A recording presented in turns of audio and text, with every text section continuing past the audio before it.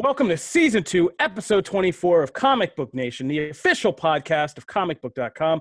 I am your host, Kofi Outlaw, hopefully not lagging, as I bring you today yet another quarantine from home episode that you can tell I'm probably loving, along with my co-host, Matthew Aguilar. What's up?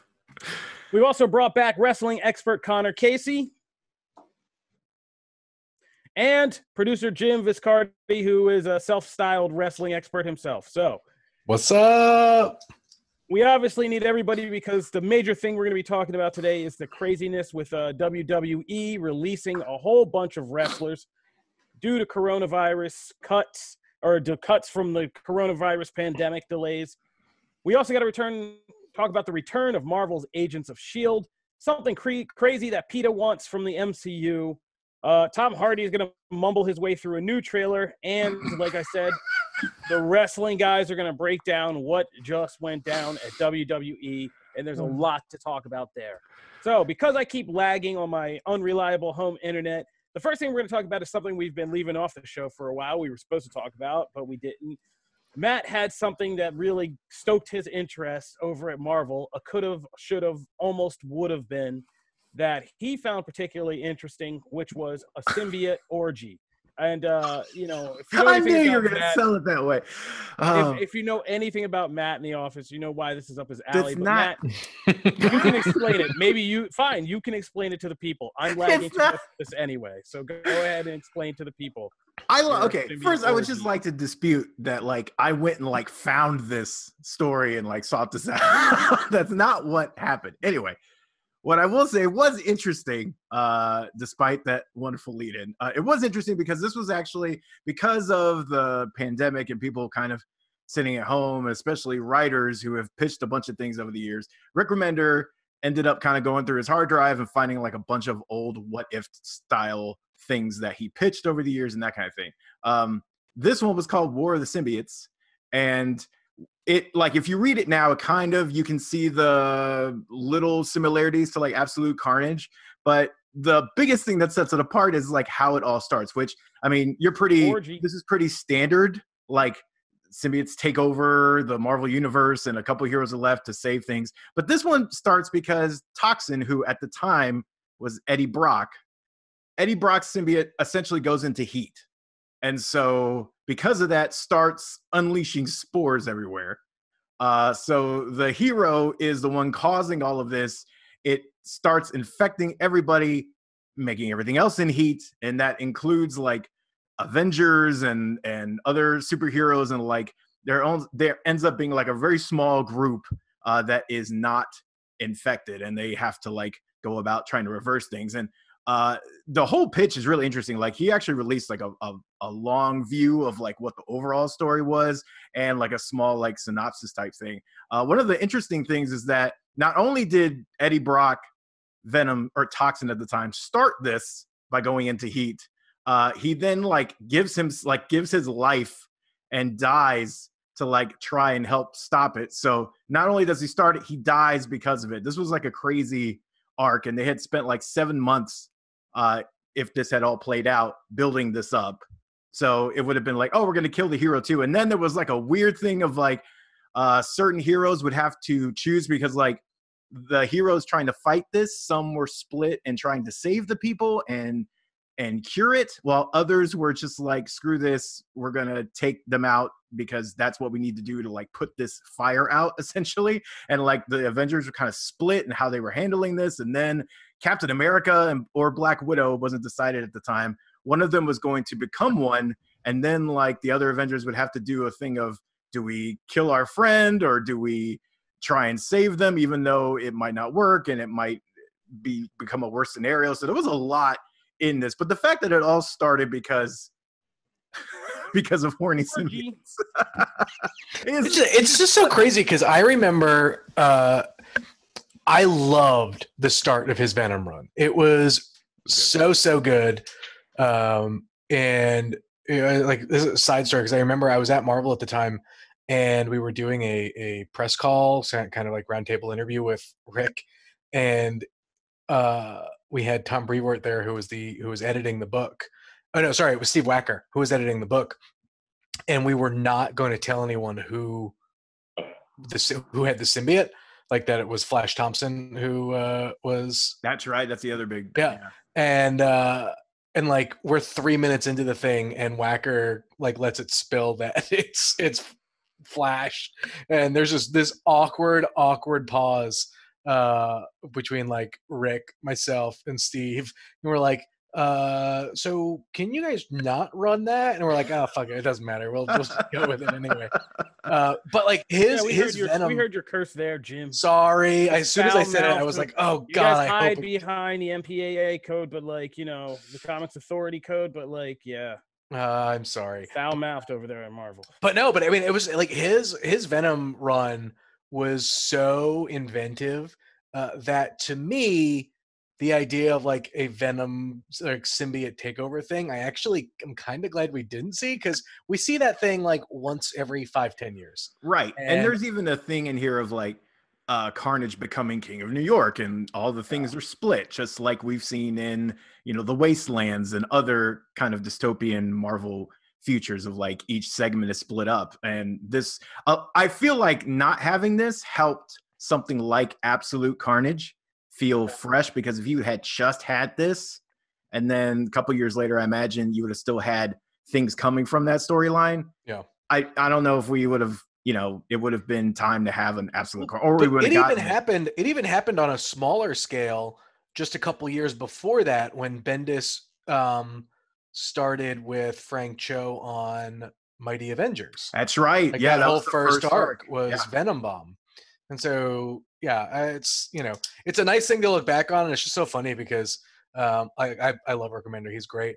But him digging out a bunch of all of his old Marvel projects, it's just like, hey, remember that time I used to write at Marvel? Even though he says over and over again, I'll never go back to Marvel, but here, look at all my Marvel work. I'm like, come on, man. But it's, yeah, and I will say, like, his Uncanny X-Force run, I adore. One of the best runs in comics, period. Yeah, I adore that. What I did find interesting here is that, one, Flash Thompson Venom is one of my favorite runs. That is awesome. Like, I love everything about that. That was an interesting reveal. Yeah, and that design by Tony Moore too was just, it's so good. And then when he becomes, you know, anti-Venom and all that stuff, I dug that too. Like, all that whole arc with Flash that like a couple of writers kind of picked up the baton and ran with afterwards was excellent. It was some of the coolest stuff. And that's what made Eddie Brock coming back to Venom feel like it was warranted, one, and actually like fresh, because you had so long and you'd had quality stuff with him, as opposed to I even forget the thug's name that took over for like a year. That totally rando guy. Like Leo or like Chad, like whatever, Chad the Venom guy. Like, that was sad. No, that was so sad. But this was cool. So yeah, interesting what if in history. So that's Matt's elaborate way of avoiding the real reason why he loved this, which was, of course, a symbiote orgy, and he hasn't stopped laughing about it since. But oh my God, that's okay, man. I mean, hey, we're all in quarantine. Weird things happen. I get it. Moving to talking about weird things happening. Agents of S.H.I.E.L.D. is coming back, y'all. Yeah, it's back. Jamie's happy somewhere.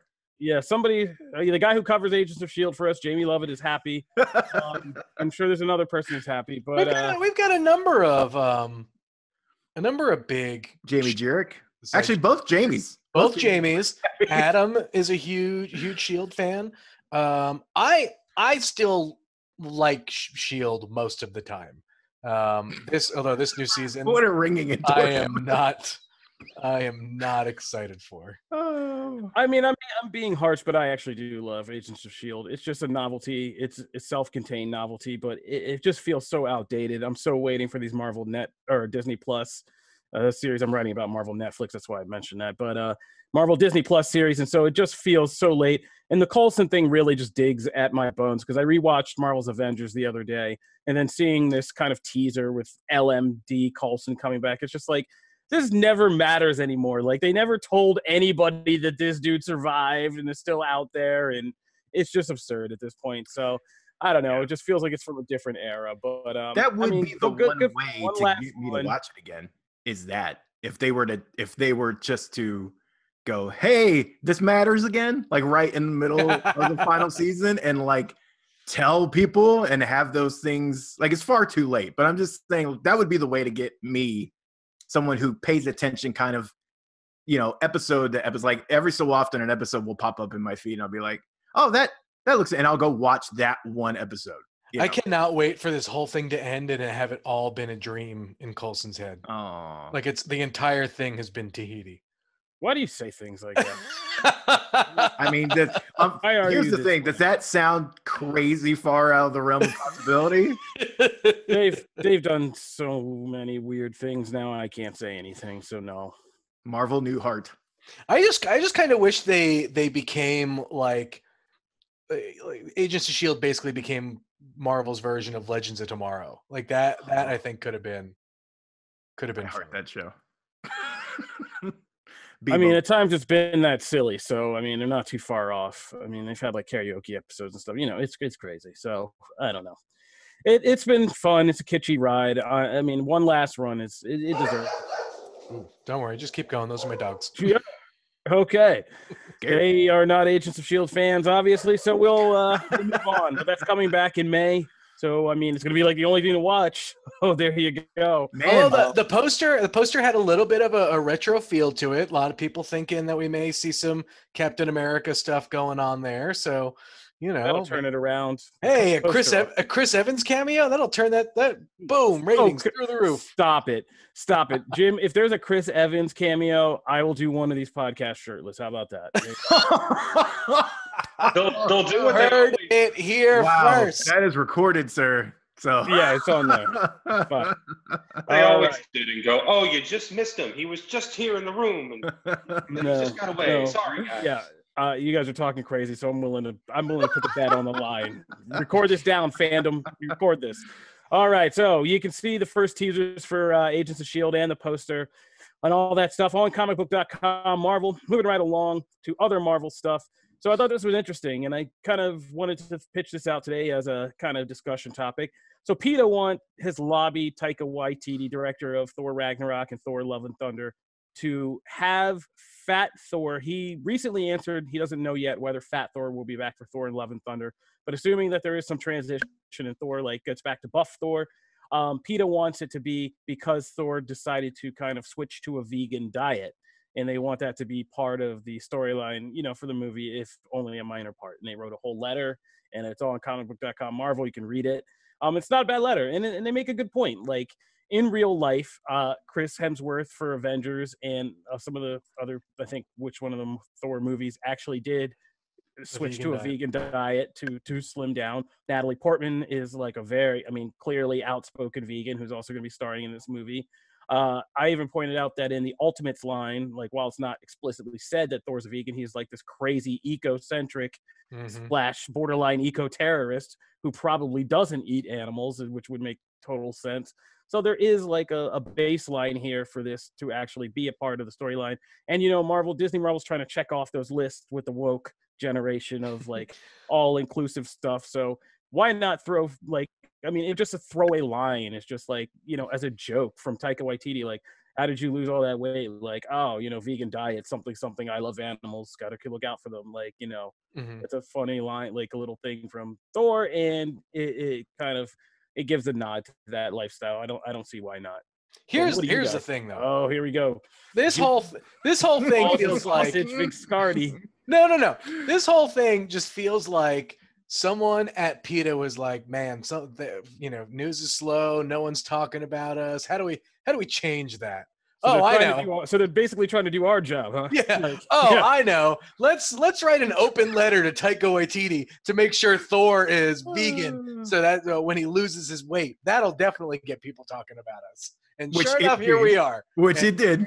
Kudos to the PETA PR person. Thank you, PETA, for giving us something to talk about. It's a nice thing to think about. Would they do it? Maybe. Does it matter? I don't. Sure. Does it matter? No. Does Natalie agree. Portman get wind of this? Because if Natalie Portman gets wind of this, then it's just a domino effect. I kind of my first reaction to things like this, like petitions and all that, is to just oh my god, I roll. That is my initial reaction to most of these types of things. However, this is my first time listening to this podcast. However, what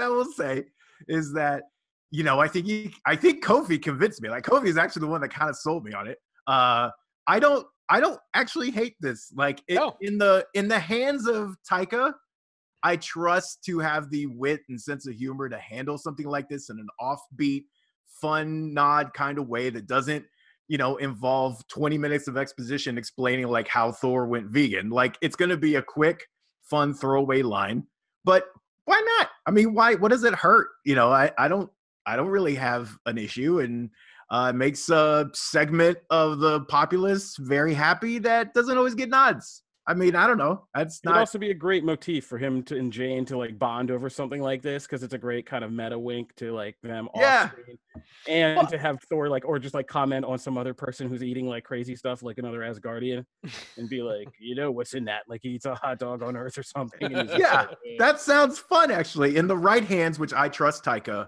to handle that kind of thing. That would be kind of fun. Even like the layers that they showed in Ragnarok were just like Thor playing video games and and things like that. Like, it's just like, I think it's a nice extra layer to add to the character. And I applaud PETA's very clear approach to try and well done, PETA. Well done. Kudos. Oh, Jim, I love your PR to PR shade. It's very well done. That's it. I mean, that's basically what happened. But I think, like I said, I think it'd be fun, especially if he's trying to, because you assume Thor has to convince Jane that, like, because they had this like falling apart, obviously over the course. So if he's trying to impress her, like he's like a changed, evolved Thor, like that'd be a funny motif. Be like, I switched to a vegan diet. Yes, like just talking. That's a good Thor. Thank you. In the moment, I always have it for like 0.5 seconds. That's my power. 0.5 seconds of impressions. Hey, that's like Vanessa Bayer's Jennifer Aniston. It's wonderful because she has one line that she says in that voice and it's perfect. It doesn't have to matter the length. I'm gonna tell you, we have to talk to your wife. You keep mentioning this girl like way too much on this. Ooh, Vanessa! It's the first time I mentioned her. Melissa Villaseñor was last week. It was you're right. I'm confusing. I'm sorry. I'm confusing with your SNL crushes, but I am keeping track. Make sure you heard me. I'm keeping track. All right. Anyway, so finally talking about impressions, we're all going to be doing. So the Capone trailer came out, and I thought this was interesting, not because it's Tom Hardy, Venom star, or Dark Knight Rises star, as we like to call him, Tom Hardy.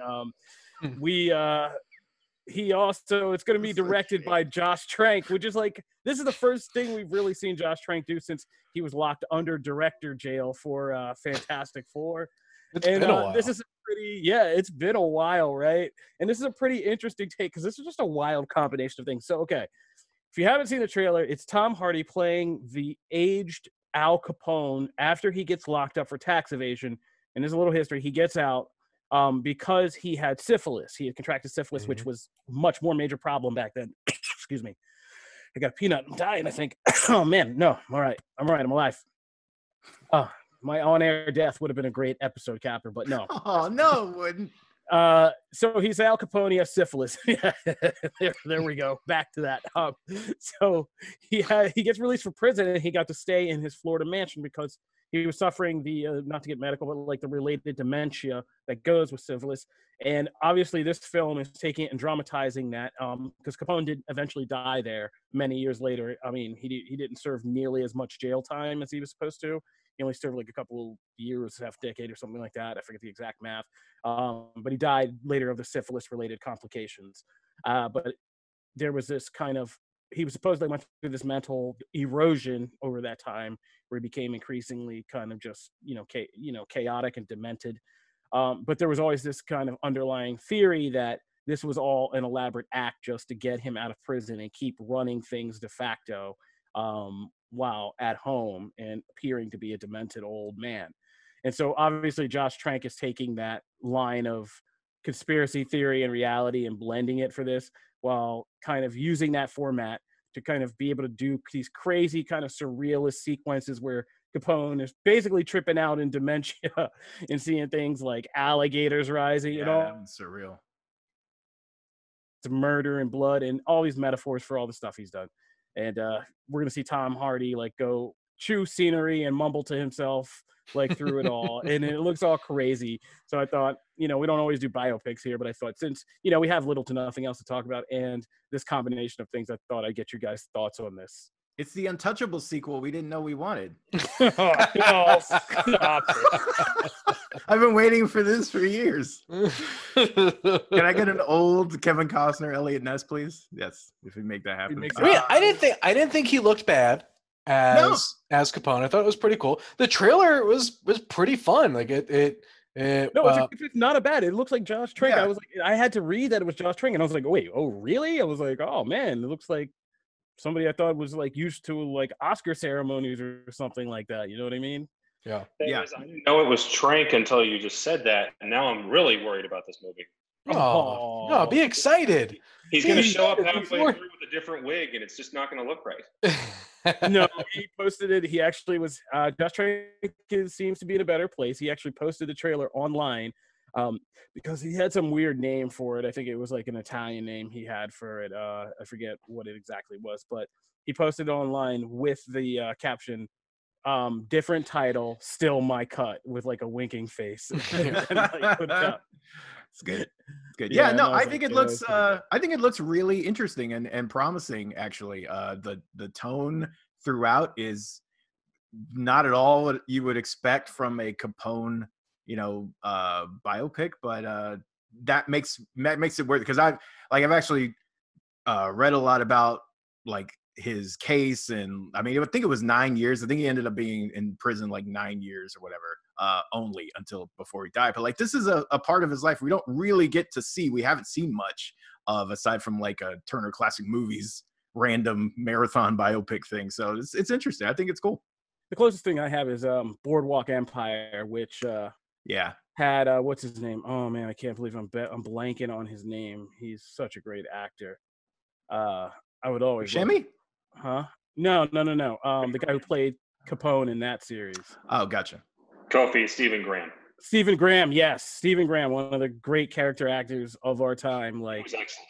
Yeah, he played an awesome Capone. It's just this little crazy dude with surprisingly soft like family side. And Michael Shannon was great in that as like the federal agent who eventually like came to work for him and that whole mess. This is going to be an interesting thing. So because Boardwalk Empire actually got me into Capone and that story and that whole thing, I'm kind of interested to see, because this is an unexplored part of his life. This is a part you don't usually see for obvious reasons. The whole premise, the amount of times we got to say syphilis in this press tour is going to be nuts. So obvious reasons, but and I'm kind of interested to see what they do with the sequences. And because Josh Trank, the thing about Fantastic Four that made me mad was that sequence when they become the Fantastic Four is like top-notch Marvel stuff to me. Like I love that, where like Reed's all stretched out and Johnny's burning and like Ben is in the rock and all that, like that body horror Cronenberg stuff. And so like that guy can put together like great visuals and do stuff. And it's like this looks like it could combine that, and make use of that and make it better than a just standard boring biopic. So I want to see how it turns out. Plus, I want to see how Tom Hardy just chews scenery, because he's gonna be crazy in this, and I for one am looking forward to that. All right, so that'll do it. Anybody have any closing thoughts? There's a big release plan. The PR company actually contacted me today to update our article about their whole video on demand release. They're hoping for a theatrical release, but they have a whole release plan for this. It's in the article on Comicbook.com movie. So it's coming to home release first, so you can check that out. All right, when we come back, we are going to get into this WWE thing, and I just snuck something else in that I remembered at the last second because we have more time, so we're going to do that too. All right, so we're back. So we're going to do WWE in 1 second. I'm just going to say I actually ended up binge watching something new on FX now that it's kind of fully merged with Hulu. It's a lot easier. And so I kind of watched the Little Dicky series, Dave, which is very good. I was surprised by how much I enjoyed this. It's basically Atlanta, except for a white Jewish nerdy rapper instead of Childish Gambino, which is the closest thing I can tell you about it, because it is just a show where it's kind of in that weird thing Louis C.K. started, where it's reality, but this heightened version of reality where things can get very weird very quick. And it's about Lil Dicky, who I didn't know is from my hometown. Like, I was like, he started saying things in the show, and I was like, wait, this feels way familiar. Like, what? Like, and I started looking him up, and he's like, yeah, from down the road. Funny enough, for where I grew up in outside Philadelphia. And so, like, yeah, and it's just about him going to Hollywood, becoming Lil Dicky, becoming like a bigger and bigger star in his weird kind of neurotic, nerdy Jewish kid personality in the rap world. And it guest stars a huge amount, like just a crazy amount of like famous rappers and stuff in these episodes. And it's just well written, and it's like Atlanta. It's absurd. It's kind of funny. At times it's like really powerful emotionally and sad and, you know, kind of beautiful at times. It gets gross and like kind of really over the top and explicit at times. And it is a weird combination that actually somehow makes you like Lil Dicky more than if you just think his music is like ridiculous or something. So it is like a weird companion piece to Atlanta that if you like the one, you'll probably like this one too. So I would say check it out. It's on Hulu now, and it's on FX Weekly, and it's still airing season 1. So check that out. Ooh. Never thought I'd give that review on this show. But here we are. Things we also didn't think would happen. You guys take it away. I am going to sit here and try not to lag out and get my equipment together while you guys talk about WWE and what just happened. That is Black Wednesday. I mean, I gotta say, WWE is crazy right now. Everything is crazy about it. I mean, Vince McMahon is going to save us all, apparently, but like, this stuff is keeping us going. I mean, this is like the only entertainment left. So he's gotten pretty shrewd about keeping us all entertained. Yeah, take it away. Cotter, what is happening? Yeah, so Matt, let me ask you a question. You know how when WrestleMania ends, you kind of assume that the next week's going to be a little bit more calm. Things are going to slow down a little bit. Yeah. That's not happening this time. That's not the case, no. Because it's not just about what happened Wednesday. The last week has been nothing but insanity. We've got, I've got the list here. We've got the XFL declaring bankruptcy. We've got Donald Trump putting Vince McMahon on an advisory board to restart the economy. Yeah. We've got the state of Florida claiming that WWE is an essential business, which just so happens to come a day after Linda McMahon's super PAC promises to spend $18 million in Tampa and Orlando. Kind of convenient, you know. Not gonna imply anything there. But then, wait. To be fair, though, considering Florida culture, do you really question that WWE is an essential business? When it comes to Florida, Kofi, I really don't. But anyway, so we wake up Wednesday morning and we get a press release from WWE saying that there's going to be some cost-cutting measures. And then I hear reports that there's a big conference call at noon with Vince and the entire WWE staff. And within the hour of that call, we get the first 5 wrestlers that have been officially released from the company for cost-cutting measures, supposedly.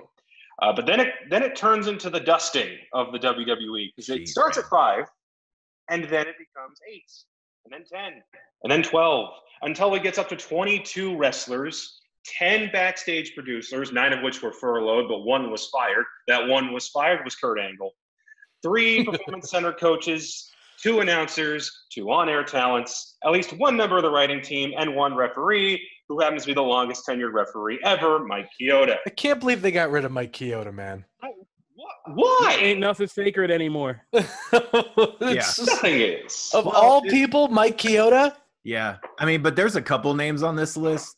Like, and this was bound to happen, right? There's always going to be names that you just don't quite understand, like, why. But, like, names like him, you know, Zack Ryder, like, there's Rusev. There's a couple of names on here that Rusev, you kind of, like, everybody like us loves him for whatever reason. WWE has never known. Yeah. But I feel like that came from that. Like, that was, they could not agree on a new contract kind of thing. Right. Yeah. Like, because he has been in talks, you know, or trying to either renew or whatever. Like, he's been off the TV for a while.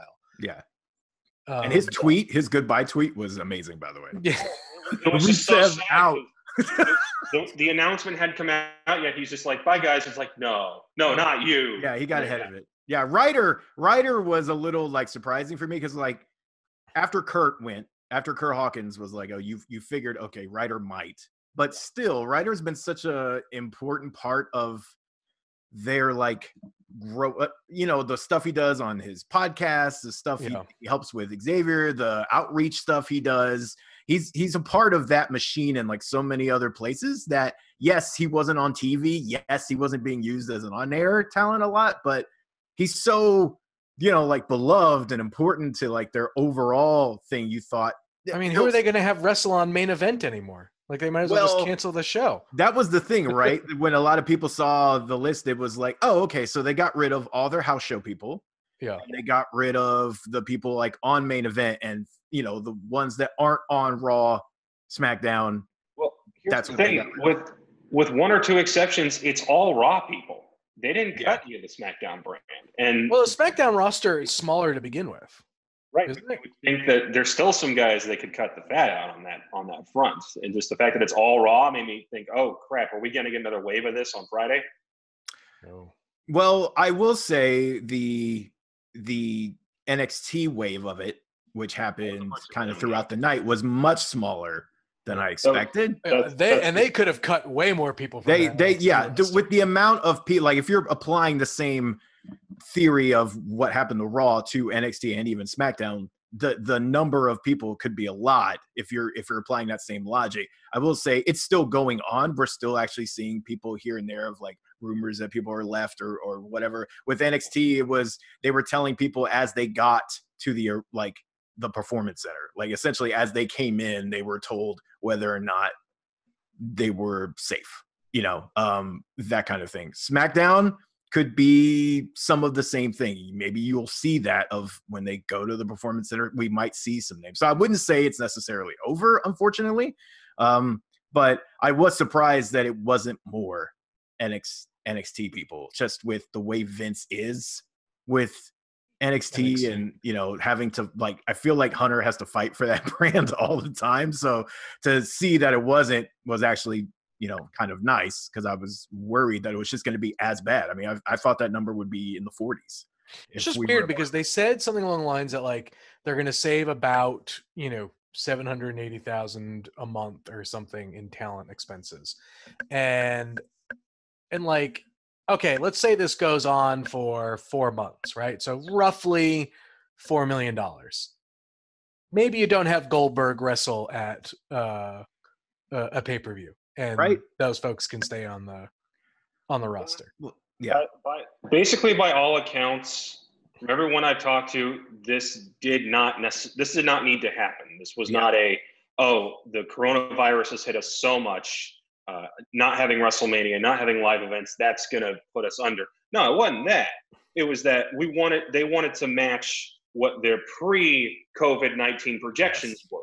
And in order to do that, you had to cut out some people and say, hey, let's not move that HQ up in Connecticut just yet. We're saving a lot of money.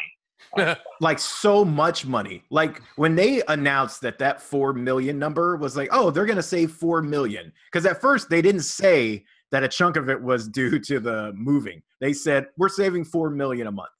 Then people started doing research and going, oh, most of that is coming from not moving and construction of your new headquarters. So if you stop that, they were already saving over $3 million a month.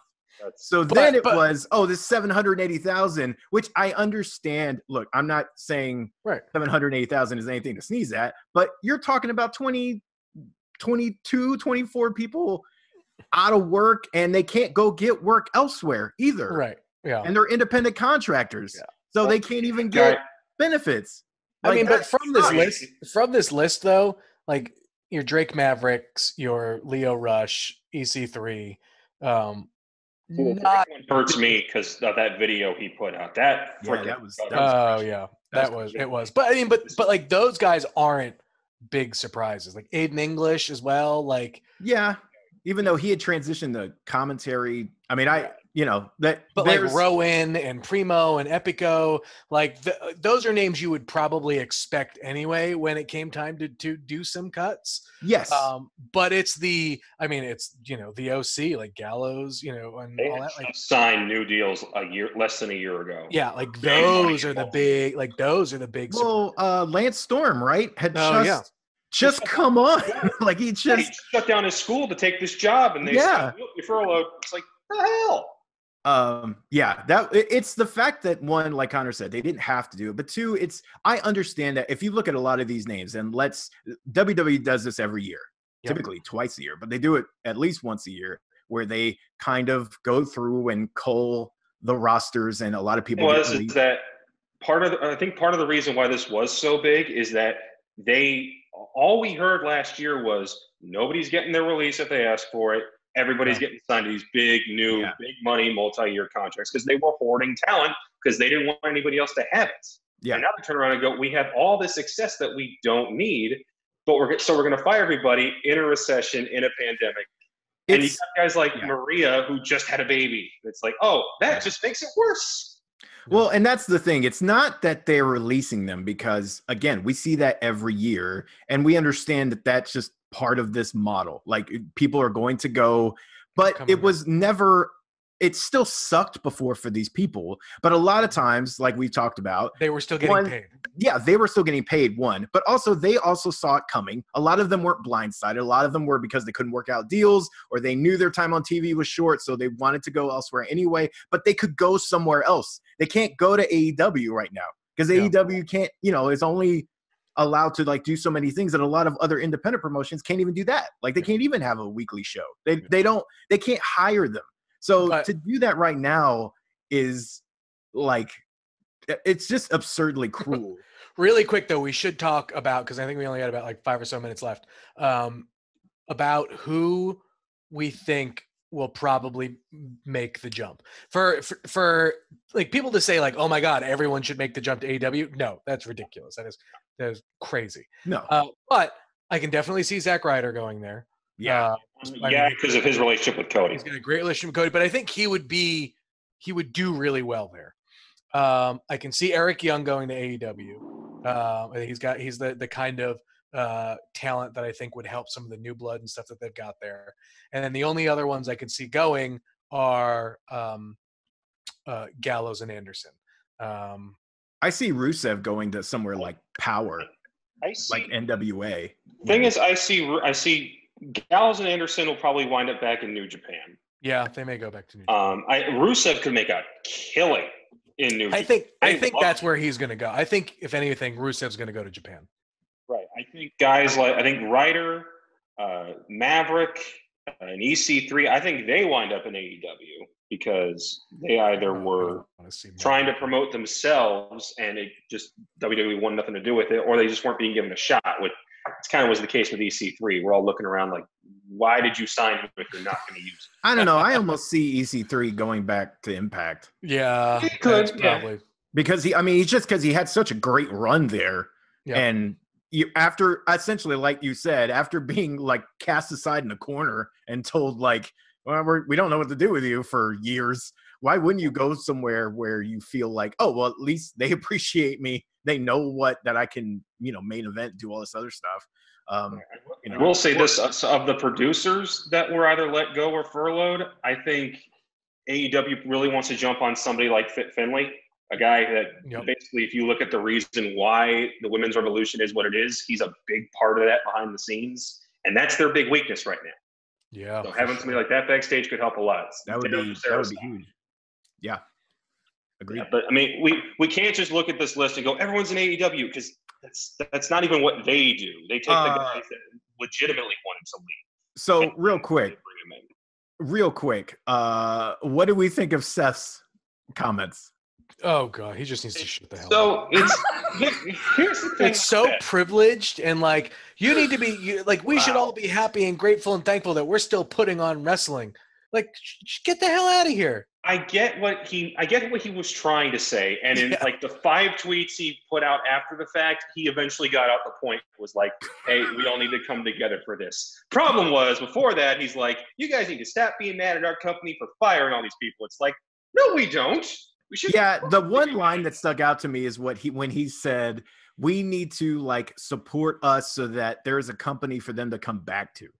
And I was like, that logic doesn't really play.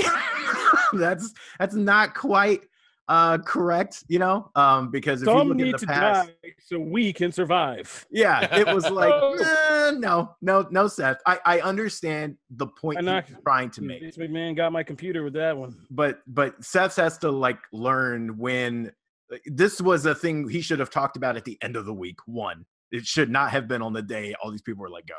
And two, get to the point right at the end of like, this is a time for us to come together. Leave out everyone's mad at us. Leave out all that stuff because none of that just needed to be there. Leave out how dare you get mad at us for firing people in an epidemic. Bad stuff. Don't Neil deGrasse Tyson the situation. Don't do that. Timing is everything. So my question is, how is Vince McMahon going to save our economy if he can't even save his own? Well, that's it. He is saving his own economy by getting rid of what he deems. Oh, I like where this is headed. Okay. Even though they had a $500 million cushion. Have I ever told you guys how well I can do a suplex? They were still going to be profitable. And he told everyone they didn't have shares in XFL, even though they did. So he fits right in. Yeah, how much of WWE owned the XFL was what he was kind of fibbing about. But yeah. It's like, it's not.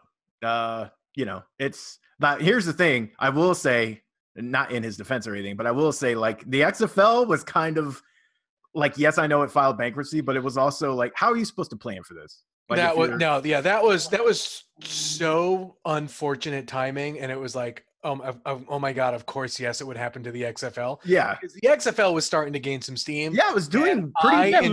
It was almost watching it.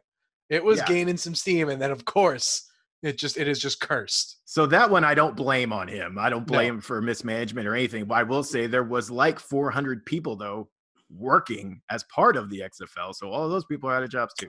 Yeah. So XFL crashing, we get a pandemic. Oh well. XFL 3 will be the one. I'm telling you. All right, that'll do it for this segment, I think. Wait, I'm sorry, Connor, do you have anything else? No, just that we're getting we're getting financial reports back next week. So this whole fun scenario will keep on rolling then. So. All right, well, we got a lot of room for wrestling on this show now, so maybe we'll be seeing you again real soon. Thanks. That'll do it for this episode of Comic Book Nation. We want to thank you guys, as always, for tuning in. We are here every Wednesday and Friday, quarantined or not. You can find new episodes of the site on Comicbook.com. You can subscribe to our RSS feed and get regular updates about the show, or you can subscribe on your favorite podcast listening platform. We're on iTunes podcasts, Spotify, Stitcher, iHeartRadio. I forget all the rest right now. Man, quarantine. You can always find videos of us on the Comicbook.com YouTube website, or watch on Facebook Live when we air them every Wednesday or every Friday. If you want to talk to us about anything we discussed on the show, throw us topics or grenade discussion points or anything else, or just touch base with us right now, hit us up at the hashtag ComicBookNation, or you can find me at Kofi Outlaw. You can find me at MaguilarCB. Oh, Jim and Connor, you guys never know. _CB. And you can find me at Jim Viscardi. Jim always takes head of the table position as the last one to go. But that'll do it for this episode. I know Jim's got to get out of here, so we're going to roll out today. Leave those 5-star reviews on iTunes. I just looked, and it doesn't look like we've had a lot of 5-star reviews. I understand why. I mean, it's been busy in the last couple of weeks with other thoughts. But if you guys are getting into the show just now, leave us a 5-star review, because we are coming up on time. We're going to read some more of those reviews and hopefully be back in the office soon enough to send out some T-shirts before this year is out. So thank you for tuning in. Until then, this has been Comic Book Nation. We'll see you again. Peace. See ya.